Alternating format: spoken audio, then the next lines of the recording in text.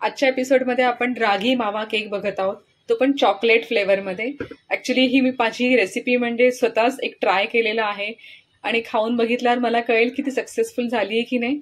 पण ह्या रेसिपीमध्ये असंच ट्विस्ट आहे, दिसायला हा क्रिसमस केक वाटतोय पण हा ऍक्च्युली रागी मावा चॉकलेट केक आहे. आणि तुम्ही हा नक्की पहा पूर्ण व्हिडिओ आणि मला कमेंट्समध्ये कळवा घरी बनवून की हा केक कसा लागतो ते. इकडे रागी फ्लावर, व्हीट फ्लावर म्हणजे चपातीचं पीठ, नाचणीचं पीठ आणि मावा आणि गूळ घेतलाय मी. हा गूळ आहे जो पाम ट्री आहे त्याचा गूळ आहे, त्याच्या फळांच्या रसाचा गूळ आहे. पाम ट्री जॅगरी म्हणतात. मी काही ड्रायफ्रुट्स घेतलेत, अक्रोड घेतलेत, त्याला मी थोडं ड्राय रोस्ट केलंय. पिस्ताशिओ आणि बदाम आहेत त्याचे मी स्लाइस करून घेतले. ते मी चेरीज घेतल्यात, हे जस्ट फॅन्सी म्हणून घेतलंय. हे नसेल तरी चालेल, मावा केक मध्ये फक्त बदाम पिस्ता याचे काप असतात.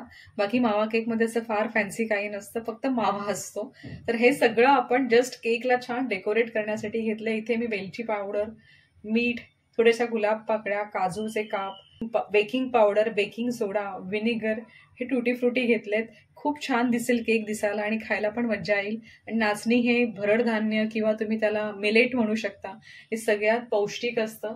मैद्यापेक्षा ह्याची रिप्लेसमेंट नक्कीच चांगली ठरेल. आणि घेतलेलं आहे, तर दुधाचा वापर इथे करणार आहोत. अगदी रूम टेम्परेचरवरचं दूध आहे, मी गरम करून थंड घेतलेलं आहे.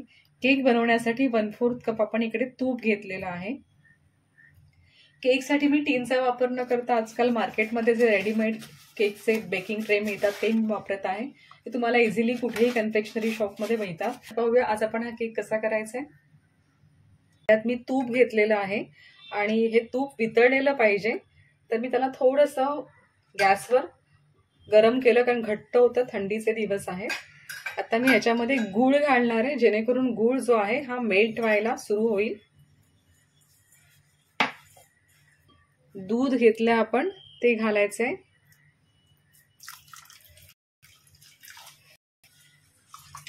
मी सगळं एकदम घालणार नाहीये, थोडंसंच घालणार आहे, ज्याच्यामुळे गूळ वितळायला लागेल. गुळाची पावडर नसेल तर तुम्ही गुळाचे बारीक बारीक चिरून तुकडे करू शकता किंवा किसू शकता त्याला. इन शॉर्ट त्याच्यात आपण चवीनुसार मीठ घालायचे, जायफळ पूड घालायची. व्यवस्थित याला आपण फिरवून घ्यायचे जेणेकरून गूळ वितळायला मदत होईल. इकडे मी माझा जो अवन आहे तो गरम करत ठेवते. जेव्हा आपला अवन प्री हिटेड असतो तेव्हा आपला जो केक बेक होतो तो अगदी इव्हनली सगळ्या बाजूने सारखा होतो. त्यामुळे आपल्याला अवनला गरम करणं गरजेचं आहे. आपला जो गूळ आपण घेतला होता तो ऑलमोस्ट वितळला आहे 90%. आता यात आपण ड्राय इन्ग्रेडियंट्स जे आहेत ते घालायला सुरुवात करूया. व्हीट फ्लावर आहे ते आपण सगळ्यात आधी घातलंय.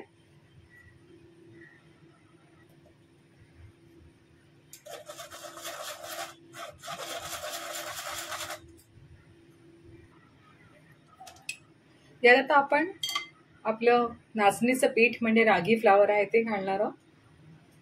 मी हे मोड आलेली नाचणी होती, तिला उन्हात वाळवून मिक्सर ग्राइंडरमधून वाटून घेतलं आहे. तुमच्याकडे असं नसेल तुम्ही रेडीमेड आणलं तरीही चालेल.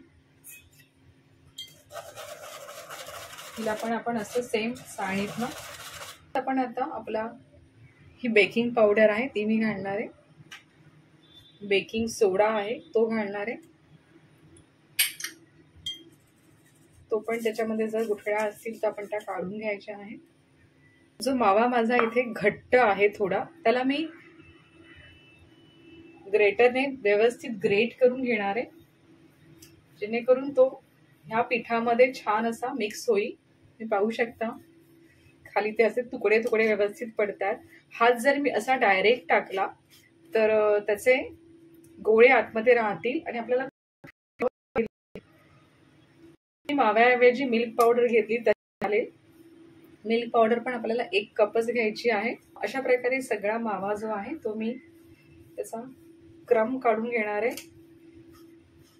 आणि मगच आपलं जे मिश्रण आहे ते ढवळायला घ्यायचे.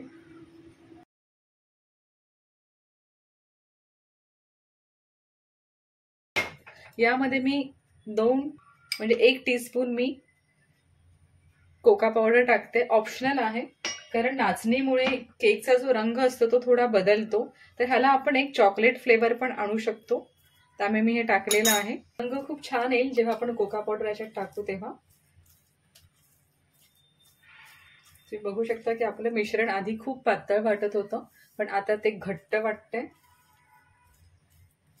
अजून आपल्याला याच्यामध्ये ड्रायफ्रुट्स टाकायचे आहेत. थोडंसं दूध जे आहे ते अजून टाकते. मिश्रणाला थोडीशी कन्सिस्टन्सी जी आहे ती थोडी हलकी होईल. मी आज सगळे जे आहे हे आपले टुटी फ्रुटीज आहे ते टाकते. मावा केक मध्ये खरं टुटी फ्रुटी असतेच असं नाही, पण छोट्या मुलांसाठी आपण जेव्हा केक करतो तेव्हा हे खूप छान लागतं त्यांना खायला, त्यांना आवडतं सुद्धा. थोडे आपण अक्रोड घेतले होते रोस्टेड, ते घालायचे. थोडेसे काजू घेतले ते घालायचे. मला बॅटरची कन्सिस्टन्सी जी आहे ती घट्ट वाटते, सो मी त्याच्यामध्ये अजून थोडं दूध आहे ऍड करणार आहे. मी आलेली आहे बॅटरची.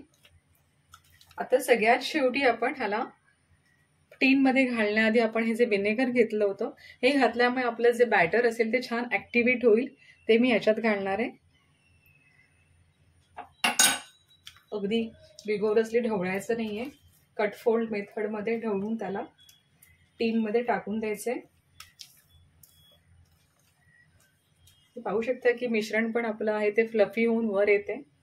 बेकिंग ट्रे आहेत हे मी हाफ भरलेत, फुल भरलेले नाहीये, कारण त्यांना वरती यायला जागा पाहिजे. सो मी असे त्यांना हाफ भरले आणि मी त्यांना टॅप करते जेणेकरून त्याच्या बाजूला जी जागा राहिलेली आहे ती भरून येईल. असे तिन्ही टीन्स भरून झालेले आहेत आणि याच्यावरती मी आता असे बदामाचे जे काप आहे ते टाकणार आहे. पिस्ताशिओ आहे, पिस्ताशिओना थोडं मी क्रंची केलेलं आहे.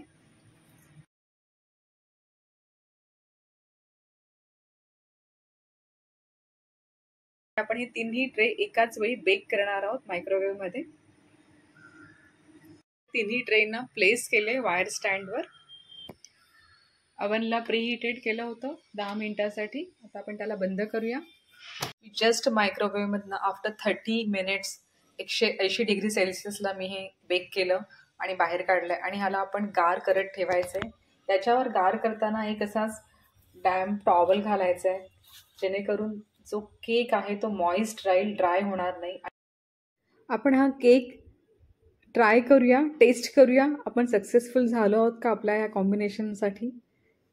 हा तुम्हाला इतर केकप्रमाणे जस्ट डिमोल्ड करून कापता येणार नाही, तर मी त्याला छोटासा पोर्शन काढलेला आहे आणि तुम्ही पाहू शकता की किती छान क्रम आलेला आहे, त्याचा स्पॉन्जी झालेला आहे हा केक. म्हणजे आपला नक्कीच 50% सक्सेसफुल झालेलो आहोत. आणि आता खाल्ल्यावर मला जाणवते की हा खूपच अप्रतिम झालेला आहे. तर हा हेल्दी केक तुम्ही मुलांना नक्की बनवून घरी खायला द्या आणि हा व्हिडिओ संपूर्ण पहा. धन्यवाद.